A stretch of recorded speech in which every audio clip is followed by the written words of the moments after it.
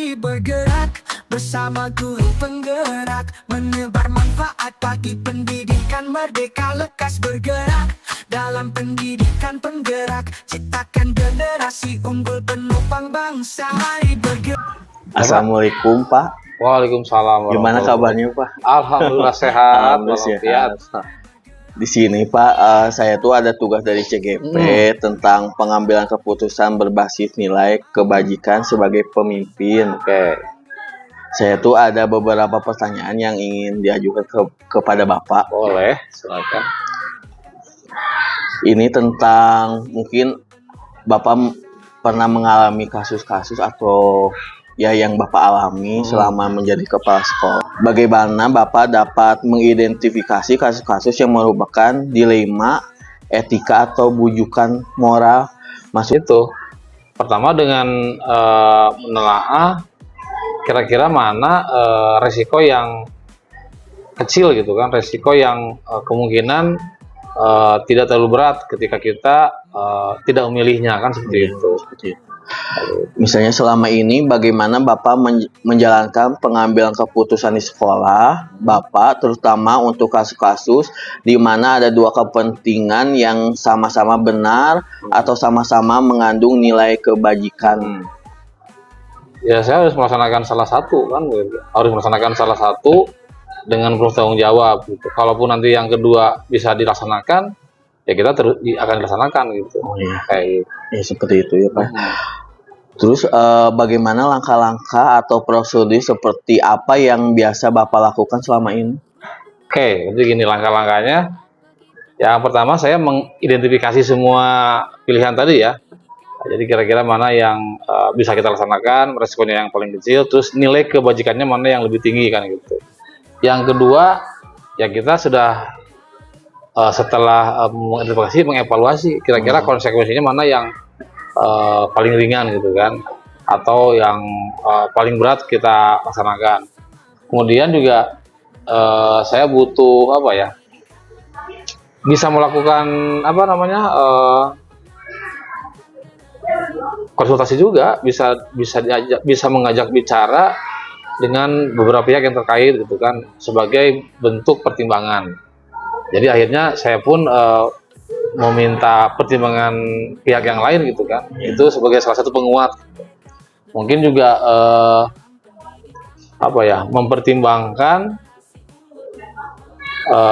prinsip-prinsip yang relevan kalau dihadapkan dengan dua pilihan yang tadi. Dan yang terakhir ini Pak, mencoba untuk mengikuti intuisi saya sendiri gitu. Apa yang memang saya yakini benar ya saya lakukan gitu. Ya Pak, baik. Hal-hal apa saja yang selama ini Bapak anggap efektif dalam pengambilan keputusan pada kasus-kasus dilema etika yang menurut Bapak sangat efektif seperti itu dalam pengambilan keputusan? Mengumpulkan informasi yang relevan, mengumpulkan semua permasalahan yang relevan. Yang kedua, mencoba menghindari asumsi. Jadi memutuskan sebuah keputusan itu tidak berdasarkan asumsi, tapi berdasarkan fakta dan keyakinan yang mendukung ya. Kemudian juga mengidentifikasi nilai-nilai yang bertentangan gitu. Kalau nilai itu bertentangan kita nggak akan pilih gitu, tapi kita cari mana kira-kira nilai yang relevan, nilai yang sesuai. Itu mungkin Pak. Seperti itu ya Pak. Lalu hal-hal apa saja selama ini yang merupakan menjadi tantangan dalam pengambilan keputusan pada kasus-kasus dilema etika? Tantangannya Bapak? Tantangannya yaitu tadi ketika dihadapkan dengan sebuah kasus yang terkait dengan dilema etika itu, satu tantangannya kita harus menentukan keputusan yang cepat gitu, cepat dan tepat. Harus memiliki kecepatan dan ketepatan berpikir untuk menentukan sebuah masalah gitu. Yang keduanya, tantangannya harus memiliki kemampuan memformulasikan bentuk yang harus kita laksanakan dalam mengambil keputusan. Iya, seperti itu ya, Pak. apakah Bapak memiliki sebuah tata kala atau jadwal tertentu dalam sebuah penyelesaian kasus dilema etika? Kalau jadwal sih kayaknya belum, Pak. Karena itu kan sistemnya sifatnya teh apa sih namanya, Pak? Kondisional gitu Ya, kan. kondisional. Kalau ada masalah yang terkait dengan etika ya kita langsung pecahkan gitu. Biasanya kalau Bapak memiliki kasus dilema etika, apakah Bapak langsung menyelesaikan di tempat atau memiliki sebuah jadwal untuk menyelesaikannya? ya. Misalnya? Kadang-kadang bisa dua-duanya, Pak. Bisa dua-duanya. Bisa dua-duanya. Tergantung tergantung tingkat urgennya seperti apa. Tingkat gitu. urgennya, tingkat kasus dilema etikanya Ya, itu betul. sedalam apa gitu ya, Nah. seperti itu ya. Terus bentuk atau prosedur seperti apa yang Bapak biasanya jalani? Pertama ya saya langsung mengkomunikasikan kepada pihak terkait permasalahan yang ada. Yang kedua mengajak pihak yang terkait untuk menyelesaikan masalahnya gitu. Mungkin secara dialog ya, Dialog. kayak seperti itu ya, untuk menyelesaikan masalah tersebut, Betul. agar misalnya guru tersebut mungkin ya ada perbaikan untuk kedepannya, Ya. untuk nyemete kesepakatan, Betul. mungkin memberikan kesepakatan antara dua pihak untuk Ya. memberikan kesempatan kedua mungkin ya, seperti itu. Gitu. Adakah seseorang atau faktor-faktor apa yang selama ini yang mempermudah atau membantu Bapak dalam pengambilan keputusan dalam kasus-kasus dilema etika? Yang pertama karena faktor kemampuan diri sendiri juga kan gitu. Banyak belajar dari berbagai permasalahan itu juga membuat kita semakin makin hari makin lebih lebih mahir dalam membuat sebuah keputusan itu kan. Karena kalau Pak Ramdan banyak membuat sebuah keputusan itu lama-lama keputusan yang dibuat akan lebih efektif dan jauh lebih bagus gitu daripada seseorang yang jarang mengambil sebuah keputusan. Yang kedua ya tadi faktor-faktor yang dapat membantu itu ya karena saya mungkin juga bisa berkonsultasi, berdiskusi dengan rekan-rekan yang ada di sekolah gitu. Ya, seperti itu ya Pak ya. Baik, dari semua hal yang telah disampaikan oleh Bapak, pembelajaran apa yang Bapak bisa petik dalam pengalaman Bapak selama ini dalam pengambilan keputusan dilema etika? Artinya dalam pengambilan sebuah keputusan tentunya kita harus belajar untuk berpikir secara matang, kemudian juga berpikir bagaimana resiko yang kita ambil saat membuat keputusan. Dan tentu yang terakhir kita memikirkan dampaknya seperti apa ketika kita memutuskan sebuah keputusan gitu. Ya, seperti itu ya Pak ya. Ya.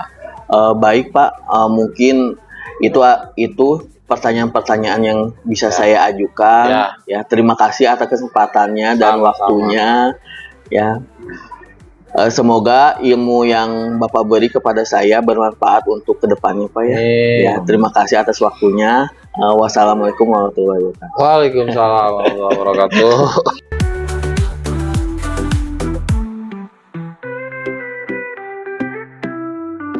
Assalamualaikum warahmatullahi wabarakatuh. Waalaikumsalam warahmatullahi wabarakatuh. Perkenalkan Ibu, kami dari kelompok B CGP Angkatan 11 Kota Bandung. Mohon izin waktunya, kita akan melaksanakan wawancara terkait etika moral dalam pengambilan keputusan Ibu. Mohon izinnya Ibu. Ya Bapak, terima kasih. Sebelumnya selamat ya kepada Ibu dan Bapak guru hebat yang sedang melaksanakan pendidikan CGP, semoga lancar. Mungkin saya perkenalkan dulu diri kami Bu. Saya Muhammad Zikri Firdaus. Saya mengajar di SMA Negeri 17 Bandung. Berikutnya ada Ya, perkenalkan nama saya Ramdan Wadur Rahman dari SDN 061 Cijerah. Iya, dan saya Ibu N. Ajeng Tidi Mardia dari SDN 214 Perumna Cijerah. Baik Ibu, mungkin kita langsung ke pertanyaan pertama. Mungkin kalau semisal ada perjawaban-jawaban yang tidak berkenan, tidak apa-apa, tidak usah dijawab Ibu ya. Mungkin yang pertama Ibu, di sini kami selama ini bagaimana Ibu dapat mengidentifikasi kasus-kasus yang merupakan dilema etika atau rujukan moral. Baik, izin menjawab. Semoga bisa diambil manfaatnya ya. Selama ini banyak sekali keputusan-keputusan yang sudah saya ambil di sekolah ini, karena saya sudah menginjak 8 tahun di sekolah ini. Ada banyak masalah-masalah yang dialami karena memang keseharian tidak luput dari masalah ya. Nah, ada yang dilema etika, ada juga yang bujukan moral ya. Nah, mungkin kalau yang dilema etika itu adalah masalah-masalah yang bisa mencari solusinya itu ada dua kemungkinan, yang dua-duanya itu berat. Jadi dua-duanya kalau dilaksanakan sebetulnya berat. Sedangkan untuk rujukan moral itu sudah jelas yang sesuai dengan norma. Jadi pengambilan keputusannya jelas, ada yang benar, ada yang salah. Jadi kita bisa berpatokan kepada aturan. Kita ambil aja yang benarnya gitu. Nah, yang susah itu adalah yang dilema etika, di mana pengambilan keputusan itu harus betul-betul diambil beberapa sisi ya, yaitu identifikasinya mungkin saya harus mengidentifikasi dulu apakah masalah-masalah ini, mengapa masalahnya timbul, kemudian faktornya siapa yang ada di balik masalah ini, kemudian apa tujuannya apabila masalah ini dibetulkan gitu ya, diambil solusinya, kemudian kita cari solusi yang tepatnya seperti apa, dan yang terakhir apabila sudah dicari solusi, kita merefleksikan apakah solusi yang diambil itu sudah tepat, tidak merugikan semua pihak. Nah, mungkin seperti itu. Jadi mengidentifikasi dulu ya. Baik Ibu, mungkin ini ada pertanyaan kedua. Selama ini bagaimana Ibu menjalankan pengambilan keputusan di sekolah Ibu, terutama untuk kasus-kasus di mana ada dua kepentingan yang sama-sama benar atau sama-sama mengandung nilai kebajikan gitu. Betul. Bagaimana Ibu? Iya. Betul, setiap pengambilan keputusan kita harus hati-hati, jangan sampai ada yang dirugikan gitu, jangan sampai juga menguntungkan salah satu pihak atau beberapa orang. Jadi di sekolah itu kita banyak sekali banyak sekali orang ya, ada guru, ada masyarakat, ada orang tua murid, ada siswa. Nah, jangan sampai keputusan tersebut merugikan salah satu dari itu. Keputusan itu harus betul-betul diterima dan bermanfaat untuk semua. Jadi saya selalu kalau setiap ada keputusan selalu mengidentifikasi dulu nih keputusannya ini diambil untuk apa, karena apa begitu. Lalu yang keduanya saya selalu berkolaborasi dengan teman-teman yang sudah saya anggap ini bisa diajak kompromi, bisa diajak diskusi, bisa diajak kolaborasi gitu ya. Saya di sini memiliki PKS, kalau di SMA mungkin wakil kepala sekolah begitu ya, yang bisa diajak diskusi untuk mencari solusi yang terbaik, solusi alternatif yang menguntungkan semua pihak. Kemudian seperti tadi, setelah diambil solusi yang terbaik, lalu merefleksikan apakah solusi yang sudah saya ambil itu benar-benar tidak merugikan orang lain, seperti itu. Nah Ibu, mungkin ini pertanyaan ketiga, sebenarnya udah Ibu jawab tapi tidak apa saya sampaikan Bu. Langkah-langkah atau prosedur seperti apa yang Ibu lakukan selama ini gitu. Diulangi lagi aja jawabannya ya. Jadi betul prosedurnya atau langkah-langkahnya. Tadi yang pertama mengidentifikasi dulu masalahnya. Masalahnya ini karena apa? Kemudian siapa faktor utama di balik semua ini? Kenapa masalah ini bisa terjadi? Kemudian yang kedua, kita adakan kolaborasi antara saya mengambil seseorang yang dianggap itu bisa membantu saya dalam mencarikan solusi alternatif. Kemudian yang ketiga adalah mencari solusi yang terbaik di antara yang baik. Jadi solusinya itu kan kadang membingungkan ya. Ini baik nih. Jadi ada beberapa solusi itu, ada A, ada B, ada C, ada D. Tapi kita tidak mungkin untuk mencari semuanya misalnya. Nah, lalu kita memutuskan C. Nah, ini C ini adalah solusi alternatif yang terbaik. Lalu setelah diputuskan solusi tersebut menjadi sebuah kebijakan ya. Kalau pimpinan itu biasanya mengeluarkan solusi itu adalah sebuah kebijakan. Nah, kebijakan itu akhirnya direfleksikan. Apakah kebijakan itu sudah sesuai, sudah tidak merugikan siapapun? Seperti itu mungkin prosedurnya. Baik Ibu, pertanyaan berikutnya akan dilanjutkan oleh Pak Ramdan. Nah, ya. Baik, terima kasih. Mungkin pertanyaan yang keempat, Ibu ya. Hal-hal apa saja yang selama ini Ibu anggap efektif dalam pengambilan keputusan pada kasus-kasus dilema etika? Oh iya. Menurut saya hal-hal yang efektif adalah adanya kolaborasi. Nah, saya tidak mungkin bisa berpikir sendiri ya. Kan keputusan itu bukan keputusan. Iya, betul keputusan. Keputusan itu ada dua ya. Keputusan yang betul-betul harus diputuskan hari itu juga. Begitu kita dapat masalah, kita harus memutuskannya. Dan ada keputusan yang betul, yang bisa dinantikan. Maksudnya bukan dinantikan sih ya. Kita keep dulu, kemudian kita diskusi bareng-bareng, lalu diambillah suatu keputusan. Nah, untuk menyelesaikan dua keputusan tersebut, hal yang paling efektif bagi saya adalah adanya kolaborasi beserta orang-orang yang saya anggap percaya dia dapat memberikan solusi alternatif. Bisa diajak diskusi, bisa diajak kolaborasi seperti itu ya. Kalau di sekolah ini ada PKS kurikulum, PKS kesiswaan, PKS humas. Nah, saya berkolaborasinya dengan mereka. Kalau misalnya menyangkut persoalan tentang kurikulum, berarti saya mencari temannya itu adalah PKS kurikulum. Kalau misalnya permasalahannya itu datang dari masalah kesiswaan, berarti saya kolaborasinya dengan PKS kesiswaan. Mungkin seperti itu ya. Baik Ibu ya. Hal-hal apa saja yang selama ini merupakan tantangan dalam pengambilan keputusan pada kasus-kasus dilema etika? Iya. Aduh, tantangannya betul. Tantangannya adalah masalahnya itu sendiri ya. Masalahnya, kemudian solusi yang diambilnya juga harus bagaimana. Jadi tantangannya itu, kalau misalnya diberikan contoh tidak apa-apa. Iya, tidak apa. Oh ya, misalnya begini, saya itu memiliki permasalahan yang ada di sekolah ini menyangkut peraturan. Peraturan tersebut harus diikuti atau ditaati oleh seluruh guru misalnya.